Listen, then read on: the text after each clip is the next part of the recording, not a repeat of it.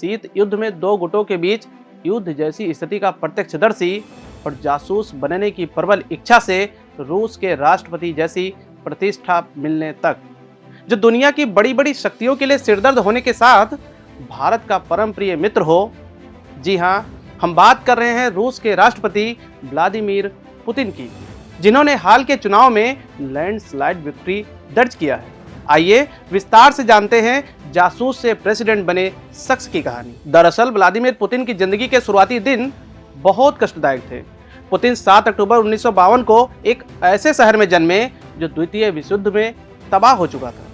Putin के पिता Soviet navy में, जबकि मां एक फैक्ट्री में काम किया करती थी। लेकिन जंग के बाद उनका परिवार बेहद गरीबी में जी रहा था। आज जो मजबूत और अडिग व्यक्तित्व राष्ट्रपति पुतिन का है, उसकी नींव बचपन में ही पड़ गई थी। पुतिन जब स्कूल में पढ़ने जाते थे, तब वहां किताबी बातों के अलावा यह भी बताया जाता था कि पश्चिमी देश एक शैतानी दुनिया है जिसका काम सोवियत यूनियन के खिलाफ साजिश रचना है। यह ऐसा समय था जब पुतिन सोवियत आर्मी के प्रति प्रभावित हो रहे थे। यही कारण रहा कि मात्र 12 वर्ष की उम्र में उन्होंने सोवियत रेड आर्मी द्वारा चलाए जा रहे मार्शल आर्ट्स की क्लास ज्वाइन कर लिया। इस बात को लेकर पुतिन की मां उन पर खफा रहती थी। दरअसल लगातार हो रहे आरोप प्रत्यारोप और युद्ध की गर्जना के बीच उन दिनों रूस में the shield and sword novel काफी फेमस हुआ, जिसमें लीड एक्टर को सोवियत यूनियन के जासूस के तौर पर दिखाया जाता था। यही वह क्षण था जब 15 साल की उम्र के लड़के में सीक्रेट एजेंट बनने का ऐसा शौक लगा कि उसने केजीबी ज्वाइन करने का प्रण लिया। चूंकि केजीबी में जाने के लिए लॉ की पढ़ाई अनिवार्य थी, इसलिए लॉ की पढ़ाई के बाद 23 साल की उम्र में पुतिन ने सोवियत यूनियन की खुफिया एजेंसी केजीबी में काम करना शुरू कर दिया। यहाँ पर पुतिन का काम विदेशी लिटरेचर जब्त करना, विदेशी टेलीकास्ट को रोकना और विदेशी विजिटर्स पर नजर रखना था। पुतिन शुरुआत से ही लोगों के साथ घुलने मिलने में माहिर थे। पुतिन के कार्य करने का तरीका और नेतृत्व क्षमता शैली ने वर्ष 1985 में उन्हें केजीबी में मेजर रैंक पर प्रमोट करने में भूमिका निभाई। यह बात है नवंबर 1989 की, जब स्थानीय लोगों ने ड्रेसडेन में पुतिन के ऑफिस पर हमला बोल दिया। तो पुतिन ने अपनी सूझबूझ और जांबाजी से स्थिति को बिगड़ने नहीं दिया। वर्ष 1991 में सोवियत यूनियन जो प्रथम विश्व युद्ध के समय बना था और पश्चिमी देशों का पूरे विश्व में विरोध कर रहा था, वह ताश के पत्ते की तरह बिखर गया। पुतिन इस घटना के बाद राजनीति में शामिल हुए। व्लादिमीर पुतिन ने पिछले 30 वर्षों में जो संघर्ष किया था, उसका रिजल्ट मिलना भी यहीं से शुरू हुआ, जब तत्कालीन रूस के प्रमुख बोरिस एल्त्सिन के खिलाफ रूस की जनता में नाराजगी बढ़ रही थी।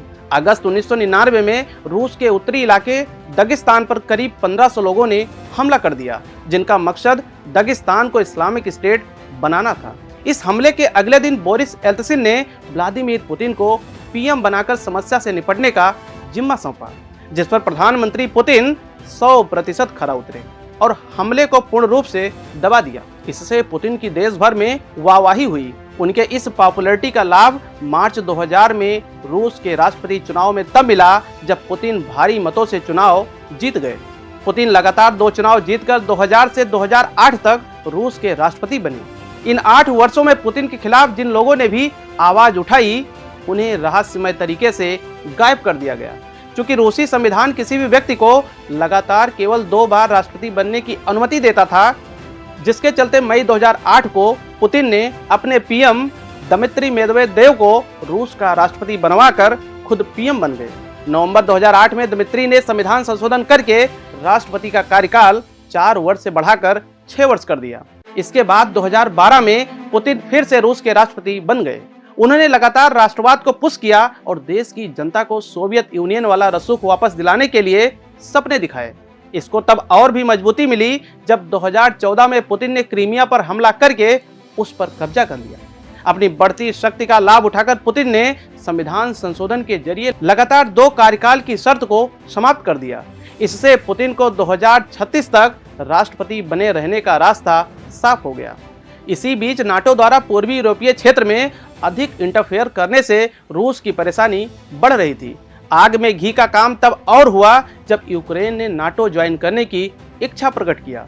यह ऐसा समय था जब पुतिन पुनः एक बोल्ड डिसीजन लेकर अपनी जनता को एकजुट करना चाहते थे। इसके बाद उन्होंने फरवरी 2022 में यूक्रेन पर आक्रमण कर दिया। शुरुआत में राष्ट्रपति पुतिन को लगता था कि यह युद्ध कुछ हफ्तों में समाप्त हो जाएगा, लेकिन पश्चिमी देशों के भरपूर मदद से यह युद्ध आज भी जारी है। आज भी दुनिया में इस बात पर मतभेद है कि 2 वर्ष से चल रहे युद्ध का समाधान क्या होगा। हाल ही में हुए चुनाव ने राष्ट्रपति पुतिन को और अधिक मजबूत बनाया है। पुतिन का साम्राज्य कब ढहेगा यह आने वाला समय बताएगा, लेकिन यह सत्य है कि पुतिन के रहते लाख कोशिशों के बावजूद पश्चिमी देश रूस का बाल बाका नहीं कर पाए हैं। प्रिय व्यूअर्स, यह वीडियो आपको कैसा लगा अपनी राय कमेंट में जरूर दें। नमस्कार।